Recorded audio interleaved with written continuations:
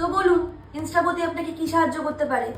আসলে আমি তো এত ভালো ভিডিও বানাই, মিউজিক, লাইট, ট্রানজিশন, এডিটিং সমস্ত কিছু পারফেক্ট, তবু আমার কোনো ভিউজ নেই এবং কোনো লাইকও তেমন পড়ে না।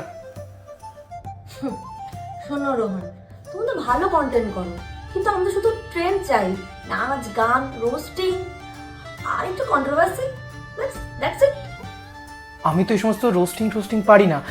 আমি হরর স্টোরি বা কোনো সোশ্যাল মেসেজ ভিডিও বা কমেডিটা আমার খুব ভালো লাগে। কমেডি?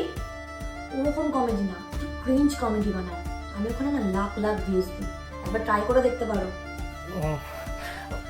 ক্রিঞ্জ কমেডি, সেইটা আবার কি? ক্রিঞ্জ কমেডি মানে জানো না? এই 2 অক্ষর 4 অক্ষর রোস্টিং এইসবই। তার মানে আমি যে মাথা খাটিয়ে এত স্ক্রিপ্ট লিখি বা মন দিয়ে এত ভিডিও বানাই তার কোনো দাম নেই? উফ, এখন আর কেউ মাথা খাটিয়ে স্ক্রিপ্ট লেখে নাকি? তার জন্য তো চ্যাট জিপিটি আছে। Don't be so emotional. আমি তো মন টন বুঝি না, আমি শুধু ওয়াচ টাইমটা দেখি। ঠিক, আমরা যারা এত খেটে ভিডিও বানাই তাতে যদি ভিউজ না আসে তাহলে যে কষ্টটা হয় সেটা হয়তো তুমি বোঝো না। না, আমি অ্যালগরিদম রে, আমার মধ্যে কোনো ফিলিংস নেই।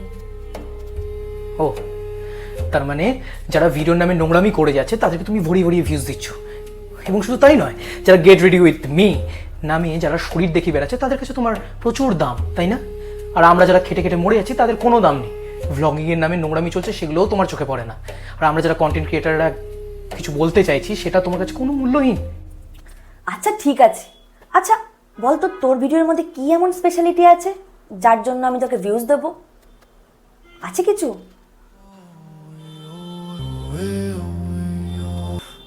কিরে, আছে? আছে, অনুভূতি আর নিজস্বতা। আমি আর যাই করি, আমি কারো কন্টেন্ট চুরি করি না।